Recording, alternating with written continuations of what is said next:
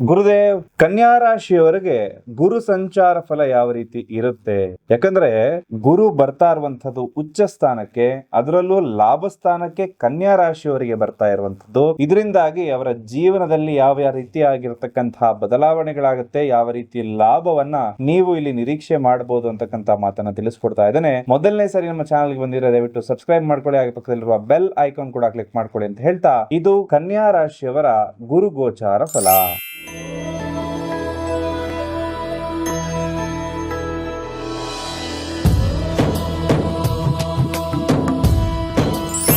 ನಿಮ್ಮ ರಾಶಿಗೆ ಗುರುಬಲ ಬರುತ್ತಾ ಅಥವಾ ಗುರುಬಲ ಬರೋದ್ರಿಂದ ಉಪಯೋಗ ಆಗೋದಾದ್ರೂ ಏನು, ನಮಗೇನಾದ್ರೂ ಒಳ್ಳೇದಾಗುತ್ತಾ? ಈ ರೀತಿಯಾಗಿರ್ತಕ್ಕಂತಹ ಪ್ರಶ್ನೆಗಳು ಬಹುತೇಕ ಜನರನ್ನ ಕಾಡ್ತಾ ಇರುತ್ತೆ. ಖಂಡಿತವಾಗ್ಲೂ ಈ ಪ್ರಶ್ನೆಗಳೆಲ್ಲದಕ್ಕೂ ಕೂಡ ಉತ್ತರವನ್ನ ಕೊಡೋಣ. ಹಾಗೆ ಈ ಗುರು ಅಂತಕ್ಕಂಥ ಗ್ರಹ ಏನಿದೆ, ಬೃಹಸ್ಪತಿ ಅಂತಾನು ಹೇಳ್ತಾರೆ, ಇವತ್ತಿಗೆ ಮಿಥುನ ರಾಶಿಯಲ್ಲಿರ್ತಕ್ಕಂಥದ್ದು ಜೂನ್ 2ನೇ ತಾರೀಕು ಕರ್ಕಾಟಕ ರಾಶಿಯ ಪ್ರವೇಶವನ್ನ ಮಾಡುತ್ತೆ. ಈ ಸಂಚಾರ ಮಾಡಿದಾಗ ಮಿಥುನ, ಮೀನ, ಮಕರ, ವೃಶ್ಚಿಕ ರಾಶಿ ಗುರು ಬಲ ಅಂತಕ್ಕಂಥದ್ದು ಬರುತ್ತೆ. ಇದು ಗುರುವಿನ ಉಚ್ಚಸ್ಥಾನ. ಅಂದ್ರೆ ಕರ್ಕಾಟಕ ರಾಶಿ ಏನಿದೆ, ಗುರುವಿನ ಉಚ್ಚಸ್ಥಾನ ಆಗುತ್ತೆ. ಉಚ್ಚಸ್ಥಾನ ಅಂದ್ರೆ ಗುರು ಅಲ್ಲಿ ತುಂಬಾ ಸ್ಟ್ರಾಂಗ್ ಆಗಿರುವಂತಹ ರಿಸಲ್ಟ್ ಗಳನ್ನ ನಮಗೆ ನೀಡುತ್ತಾನೆ ಅಂತಕ್ಕಂಥ ಮಾತನ್ನ ಹೇಳಬಹುದು. ಹಾಗೆ ಈ ಗುರು ಕರ್ಕಾಟಕ ರಾಶಿಯಲ್ಲಿ ಯಾವತ್ತಿನವರೆಗೂ ಇರ್ತಾನಂದ್ರೆ ನವೆಂಬರ್ 1ನೇ ತಾರೀಕಿನವರೆಗೂ ಇರುವಂತದ್ದು ಮಾತ್ರ. ಅಲ್ಲಿಂದ ಸಿಂಹ ರಾಶಿಯ ಪ್ರವೇಶವನ್ನ ಮಾಡ್ತಾನೆ ಗುರು. ಅದಾದ ನಂತರದಲ್ಲಿ ಈ ಸಿಂಹ ರಾಶಿಯ ಪ್ರವೇಶ ಮಾಡಿದಾಗ ಕಟಕ, ಮೇಷ, ಕುಂಭ ಮತ್ತು ಧನುರ್ರಾಶಿಯವರೆಗೆ ಗುರುಬಲ ಅನ್ನೋದು ಬರುತ್ತೆ. ಹಾಗಾದ್ರೆ ಯಾವ ಟೈಮಲ್ಲಿ ಯಾವ ರಾಶಿಯ ಒಳ್ಳೇದಾಗುತ್ತೆ ಅಂತಕ್ಕಂಥದ್ದನ್ನ ನೋಡೋದಾಯ್ತು ಅಂದ್ರೆ, ಈ ಒಂದು ಸಂಚಾರ ಸಿಂಹ ರಾಶಿಯಲ್ಲೇ ಇರುತ್ತಾ? ಖಂಡಿತವಾಗ್ಲೂ ಇಲ್ಲ. ಮತ್ತೆ ಅದರ ಬದಲಾವಣೆ ಆಗುತ್ತೆ. 2027 ಜನವರಿ 25ಕ್ಕೆ ಮತ್ತೆ ಕರ್ಕಾಟಕ ರಾಶಿಗೆ ಹಿಂಚಲನೆ ವಕ್ರವಾಗಿ ಬರುವಂತದ್ದಿರುತ್ತೆ.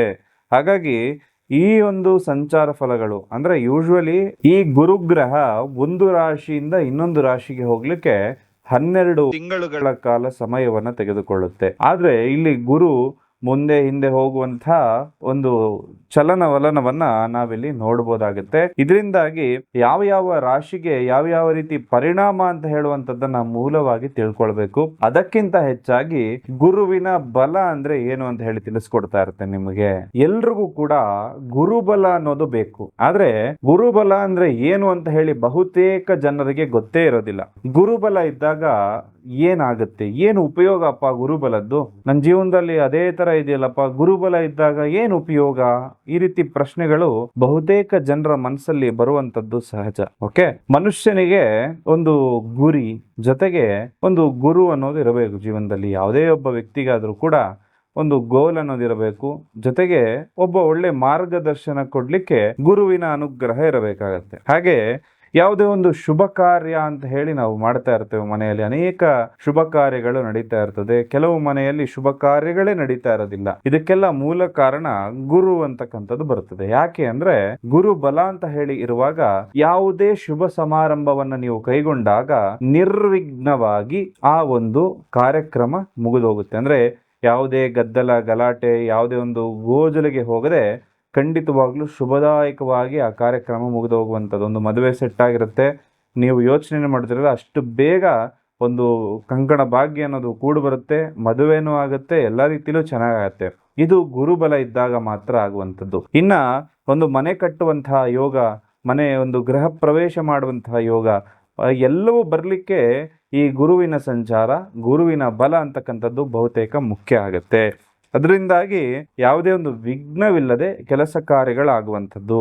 ಗುರುಬಲ ಇಲ್ಲ ಅಂದ್ರೆ ಏನಾಗುತ್ತೆ? ಹಾಗಾದ್ರೆ ಗುರುವಿನ ಒಂದು ಅನುಗ್ರಹವೇ ಇಲ್ಲ ಅಂದ್ರೆ ಏನಾಗುತ್ತೆ? ಅಥವಾ ಗೋಚಾರ ಫಲದಲ್ಲಿ ಗುರು ನಮ್ಮ ರಾಶಿಗೆ, ಲಗ್ನಕ್ಕೆ ಒಂದು ಬಲವನ್ನ ಕೊಡ್ತಾ ಇಲ್ಲ ಅಂದ್ರೆ ನಾವೇನು ಮಾಡಬೇಕು ಅಂತಂದ್ರೆ, ಅದಕ್ಕೆ ಬಹಳ ವಿಶೇಷವಾಗಿರೋ ಪರಿಹಾರಗಳಿರುತ್ತೆ. ಗುರು ಬಲ ಇಲ್ಲ ಅಂದ್ರೆ ಏನಾಗತ್ತಪ್ಪ ಅಂತಂದ್ರೆ, ಒಂದು ಮದುವೆ ಅಂತಕ್ಕಂಥದ್ದು ಸೆಟ್ ಆಗಿರುತ್ತೆ, ನೂರಾರು ಕಾರಣಗಳಿಂದ ಆ ಮದುವೆ ನಿಂತು ಹೋಗುವ ಪರಿಸ್ಥಿತಿವರೆಗೂ ಕೂಡ ಬಂದು ಬಿಡ್ಬೋದು. ಇನ್ನೊಂದು ಗೃಹ ಪ್ರವೇಶ ಮಾಡಬೇಕು ಅಂತ ಹೇಳಿ ದಿನ ಎಲ್ಲ ನಿರ್ಧಾರ ಮಾಡಿರ್ತೀರಿ, ಗುರುಬಲ ಇರೋದಿಲ್ಲ, ಆ ಒಂದು ಡೇಟ್ಗೆ ಸರಿಯಾಗಿ ಮನೆ ಕಂಪ್ಲೀಷನ್ ಆಗೋದಿಲ್ಲ, ಅಥವಾ ಸೂತಕದಂತಹ ಒಂದಷ್ಟು ಕಾರ್ಯಗಳು ಬಂದು ಆ ಡೇಟ್ ಮುಂದೆ ಹೋಗುವಂತಹ ಸಾಧ್ಯತೆ ಕೂಡ ಗುರು ಬಲ ಇಲ್ಲದಿರುವಂತಹ ಸಂದರ್ಭದಲ್ಲಿ ಆಗುವಂತದ್ದಾಗತ್ತೆ. ಈ ಗುರುಬಲ ಯಾವುದಕ್ಕೆಲ್ಲ ಬೇಕು ಅಂದ್ರೆ ನಿಮಗೆ ಒಂದು ಪ್ರಮೋಷನ್ ತಗೊಳ್ಳಿಕ್ಕೆ ಕೆಲಸ ಕಾರ್ಯದಲ್ಲಿ, ಅಥವಾ ಒಂದು ಹೊಸ ಬಿಸ್ನೆಸ್ ಅನ್ನ ಸ್ಟಾರ್ಟ್ ಮಾಡಲಿಕ್ಕೆ, ಹಾಗೆ ಒಂದು ಮದುವೆ ಅಂತಕ್ಕಂಥದ್ದನ್ನ ಆಗ್ಲಿಕ್ಕೆ, ಗೃಹ ಪ್ರವೇಶವನ್ನ ಮಾಡಲಿಕ್ಕೆ ಈ ಗುರುವಿನ ಬಲ ಅಂತಕ್ಕಂಥದ್ದು ಖಂಡಿತವಾಗ್ಲೂ ಕೂಡ ಪ್ರತಿಯೊಬ್ಬರ ಮೇಲೂ ಕೂಡ ಇರಬೇಕು. ಬಹಳ ಜನರು ಕೂಡ ಈ ಪ್ರಶ್ನೆಗೆ ಉತ್ತರವನ್ನು ಕಂಡುಕೊಳ್ಳದೆ ಗುರುಬಲ ಇದೆಯಾ ಇಲ್ವಾ ಅಂತ ಹೇಳಿ ಬಹಳ ಕನ್ಫ್ಯೂಷನ್ ಅಲ್ಲಿ ಇರ್ತಾರೆ. ಈಗ ನಿಮಗೆ ಅರ್ಥ ಮಾಡ್ಕೊಂಡಿರ್ತೀರಿ, ದಿನನಿತ್ಯದ ಜೀವನ ಮಾಡಲಿಕ್ಕೆ ನಮಗೆ ಗುರುಬಲದ ಅವಶ್ಯಕತೆ ಇಲ್ಲ, ಆದ್ರೆ ಶುಭ ಕಾರ್ಯಗಳಲ್ಲಿ ನಿರ್ವಿಘ್ನವಾಗಿ ಕಾರ್ಯಗಳು ನೆರವೇರ್ಲಿಕ್ಕೆ ಗುರುವಿನ ಬಲ ಬೇಕಾಗುತ್ತೆ. ಗುರುಬಲ ಇಲ್ಲದವರು ಏನ್ ಮಾಡಬೇಕು, ಅಥವಾ ಗುರುಬಲ ಪಡ್ಕೊಳ್ಳಿಕ್ಕೆ ಏನ್ ಮಾಡಬೇಕು ಅಂದ್ರೆ, ಯಾವುದೇ ಒಂದು ಕಮರ್ಷಿಯಲ್ ಅಂತ ಅನ್ಕೊಳ್ಳಕ್ ಹೋಗ್ಬಾರ್ದು. ಅದು ನಿಮ್ಮ ಒಳಿತಿಗಾಗಿ ಸೂಚಿಸ್ತಾ ಇರುವಂತಹ ಪರಿಹಾರಗಳಾಗಿರುತ್ತೆ. ಮುಖ್ಯವಾಗಿ ಗುರು ಬೀಜ ಮಂತ್ರವನ್ನ ನೀವು ಪ್ರತಿನಿತ್ಯ ಜಪ ಮಾಡ್ಕೊಳ್ಬಹುದು. ಗುರು ಇದರಿಂದ ಸ್ಟ್ರಾಂಗ್ ಆಗ್ತಾ ಹೋಗುತ್ತೆ. ಜೊತೆಗೆ ಗುರುವಾರದ ದಿನ ಹಳದಿ ವಸ್ತ್ರವನ್ನು ಧರಿಸುವಂಥದ್ದು ಕೂಡ ಗುರುವನ್ನ ಸ್ಟ್ರಾಂಗ್ ಮಾಡ್ತಕ್ಕಂಥದ್ದು. ಜೊತೆಯಲ್ಲಿ ಗುರುವಿನ ಅಂಶವುಳ್ಳಂತಹ ವಿಶೇಷವಾದ ಮಣಿಗಳನ್ನ ನಿಮ್ಮ ಎಡಗೈಯಲ್ಲಿ, ಎಡ ಹಸ್ತದಲ್ಲಿ ನೀವು ಧರಿಸ್ಕೊಳ್ಬೇಕಾಗತ್ತೆ. ಇದು ಹಳದಿ ಮಣಿಗಳು ಪ್ಯೂರೆಸ್ಟ್ ಫಾರ್ಮಲ್ ಇರುತ್ತೆ. ಬಹಳಷ್ಟು ನಿಮ್ಗೆ ಆನ್ಲೈನಲ್ಲಿ ಸಿಗುವಂಥದ್ದು ಯೆಲ್ಲೋ ಕಲರ್ ಇರುತ್ತೆ, ಬಟ್ ಅದು ಬರೀ ಒಂದು ಗ್ಲಾಸ್ ಆಗಿರುತ್ತೆ.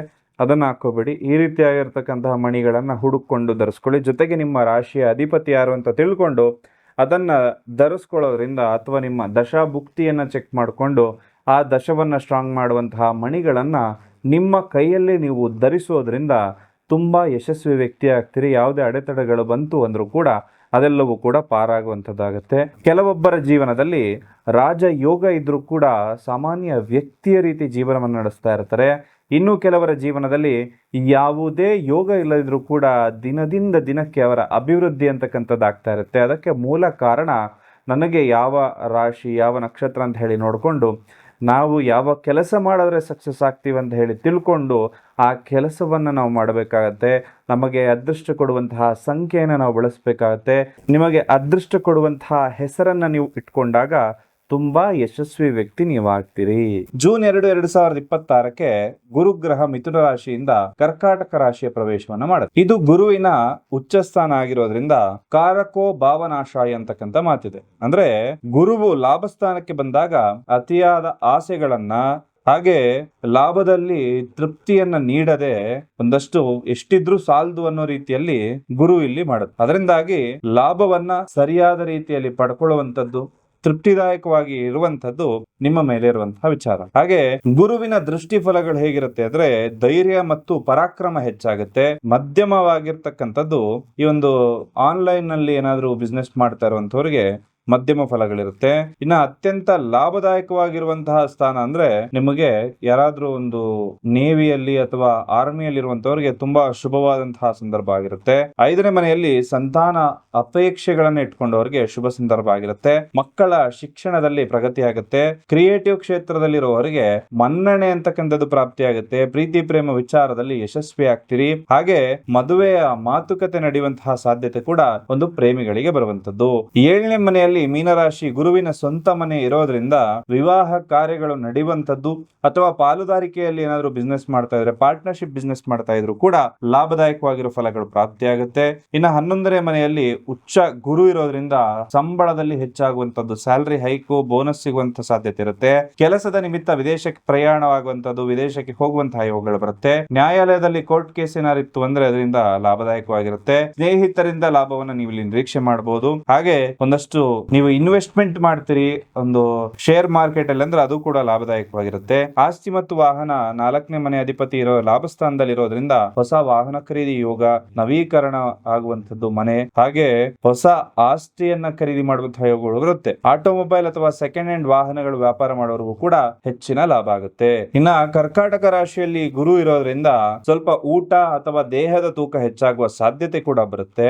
ಅರ್ಧಕ್ಕೆ ನಿಂತ ಕೆಲಸಗಳು ಸ್ವಲ್ಪ ಇನ್ನು ಟೈಮ್ ತಗೊಂಡು ಈ ವರ್ಷದ ಅಂತ್ಯದಲ್ಲಿ ಪೂರ್ಣ ಆಗಬಹುದು. ಹಾಗೆ ಬುದ್ಧಿ ಚುರುಕಾಗುವಂತಹ ಸಾಧ್ಯತೆ ಕೂಡ ಈ ಸಂದರ್ಭದಲ್ಲಿ ಬರುತ್ತೆ.